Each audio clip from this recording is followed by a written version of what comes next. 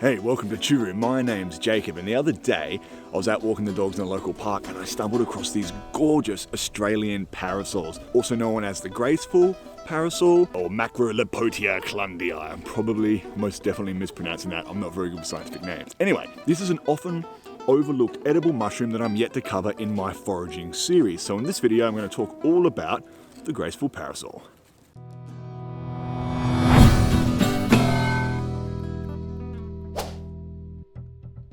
So as I mentioned, I was out walking my dogs and I stumbled across these guys and I was so excited because they're not that common and they're completely edible. There are a few toxic lookalikes. I'm yet to find any around here, but we're going to talk about those and we'll talk about different ways to identify this gorgeous mushroom. So before we begin, just remember, if you are not 100% sure what you are picking is edible, then don't eat it. This is a guide only. There's plenty of toxic mushrooms out there. There's a few deadly mushrooms out there.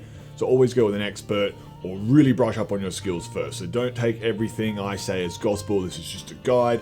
Be safe out there because, you know, you can get a yucky tummy. You might even die. It's very rare. Just, I don't want to scare people. Foraging is fantastic. You should definitely learn to forage, but learn your shit first. And while we're on the subject, a quick rant, because you know I love a rant if you know me. I see this on forums all the time, on Facebook groups and Reddit. Someone will post a picture of mushroom and say, is this edible? And then once a week, someone's going to make the joke and say, everything's edible, some things are only edible once. And like, okay, that's kind of funny. We've heard it a million times, but it's also not true because I hate to be that guy, but edible doesn't mean you can swallow it. Edible means fit for consumption. That is the definition. Just because you can eat something doesn't mean it's edible. It has to be safe to eat. Edible means safe to eat. So no, not everything is edible once. If it kills you, it's literally not edible. So let's nip that in the bud. Fun facts with Jake. So you can find the Graceful Parasol in woodlands, grasslands, bushlands, landlands around southwestern Australia, South Australia, which is where I am. I live in the Adelaide Hills. Queensland, Tasmania, New South, basically anywhere that's kind of temperate. They're definitely not a subtropical or tropical mushroom. So anywhere that's temperate, you're likely to find this mushroom or potentially can find this mushroom. Autumn and winter, early winter are typically the months to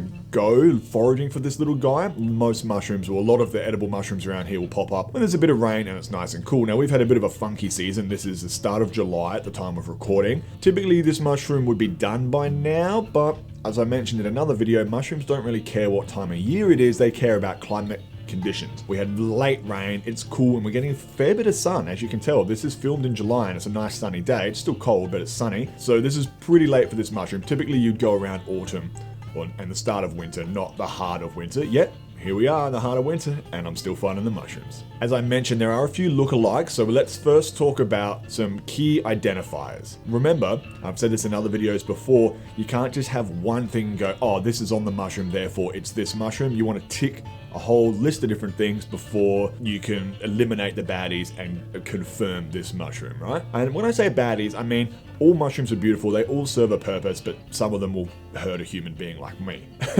And I'm a 6 foot tall, 86 kilo person, and say Amanita phalloides, the death cap mushroom, one mushroom could easily kill me. And I'm not a big guy, I'm a medium guy, but I can still be killed by these mushrooms, but they still serve a purpose in the wild. So when I say baddies, I mean toxic to humans, right? Let's talk about the parasol, because this is not a toxic mushroom. This is a pretty friendly mushroom. When young, they appear in a drumstick form with a bulbous stipe. The stipe is the stem, so a swollen base of the stipe. They have a convex pileus, that's the technical term for the cap, which flattens with age, and it has lots of dark brown flecks. These can wash off with rain, so just be aware of that. Just because it doesn't have flecks doesn't mean it's not this mushroom. And often has this sexy little brown nipple in the middle, especially as they get older, which is nice.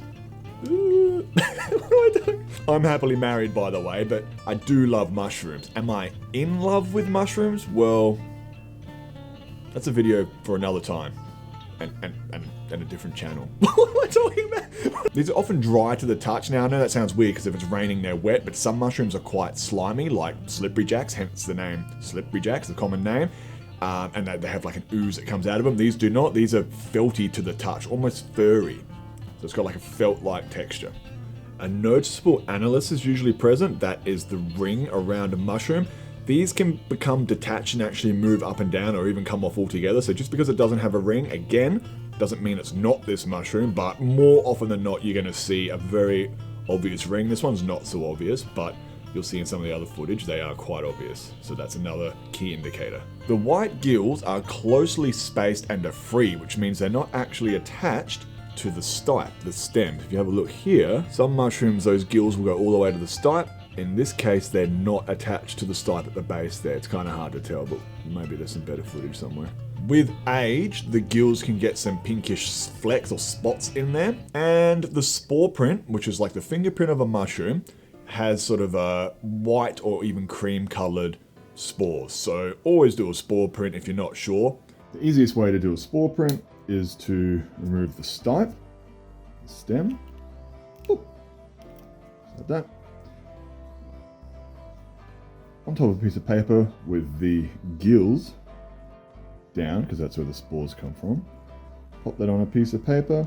You might want to cover it at this stage. The idea behind covering it is that it's going to stop wind and whatnot from blowing those spores around. And you want to let that sit for a day or two.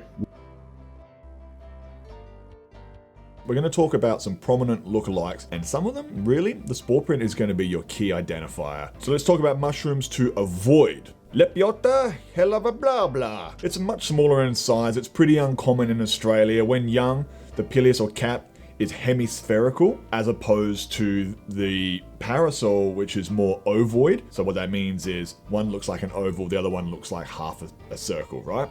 So that's a dead giveaway when they're young, but typically you don't want to pick them too young anyway because it's less mushroom for you to eat. With Lepiota hellevola, at the most, the cap will reach 5 centimeters in diameter, whilst the graceful parasol can get up to 25 centimeters in diameter, so that's quite large. There's a slightly different coloration and odor, but for the novice, they're kind of hard to tell the difference when they're young. Again, they're pretty rare, these toxic mushrooms, so I wouldn't worry about that too much, but the easiest thing to do is wait for the cap, the pileus, to get bigger than 5 centimeters, and then it can't be this toxic mushroom because they don't get that big, so that's a sure thing there. The graceful parasol doesn't really have much of an odor, whereas this one will have sort of like a fruity odor to it, right? The white parasol, it's not uncommon in Australia.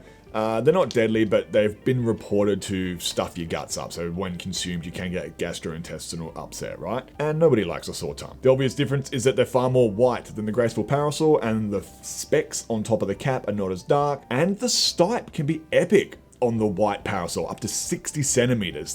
The graceful parasol won't get that high, so if it's a really long stem and then a big white cap on top, you're probably looking at a white parasol. Shaggy parasols are another one that look very similar. Again, quite rare, but they do exist here. Noticeable differences are the shagginess of the cap and the non-marginate stipe. Hey everyone, Future Jacob here. I uploaded this video about a week ago and then realized, thanks to an astute comment left, that I had said something quite inaccurate. So I took the video down to make the correction, but didn't have time to edit and re-upload as I had to prep and then vent at the awesome 3-day Adelaide Beer and Barbecue Festival. Then one of my best buddies flew over from interstate, and the 3-day party turned into an epic week-long bender with tons of Choo crew, and only just now has the hangover worn off, and thus I can edit this stupid video. So in the video I said the shaggy parasol had a long non-marginate stipe, but actually this is false. At the base of the stipe, the shaggy parasol will have a chode-like bulge, similar to the graceful parasol, but a lot sort of fatter and stumpier. Well anyway, on with the video. And another one is the false parasol. This is probably one of the more common ones, though I'm yet to find one in the wild. The false parasol looks very similar to the graceful parasol. The difference is, the most obvious difference, this is very easy to tell, is the spore coloration. The false parasol has green, like baby poo, icky swamp colored green spores, which will often stain the gills green. So if you've got like sort of a green hue or tinge on the gills, then it's probably the false parasol. Also, do a spore print. If the spore print is green and not cream, false parasol. So that's a pretty easy one. From a slight glance, they might look the same. As soon as you have a look on the underside, it's going to be pretty obvious what you're looking at. And that's pretty much the ones you want to avoid. Again, there's not too many deadly mushrooms. The false parasol won't kill you unless you have a really significant reaction to it, like an allergic reaction, but they will give you a sore tum when consumed, and nobody likes a sore tum-tum. And that's pretty much all the mushrooms that you're going to want to avoid that look pretty similar to the graceful parasol. So, get out there and get some parasols. Again, go with an expert. This is just advice only. I shouldn't tell people to go out there. If you die, that's on you, because I said don't go. I've been Jacob, you've been watching Choo. This is the Graceful Parasol. And if you enjoy these foraging videos, make sure you leave a comment, like, share and all that stuff. And check out our foraging playlist because I'm doing a ton of mushroom stuff. We've got heaps of other types of foraging stuff coming out. And we've already got a bit of an extensive playlist sitting there on the YouTube channel. So thanks for watching, guys, and I'll see you all in the next one. Mwah.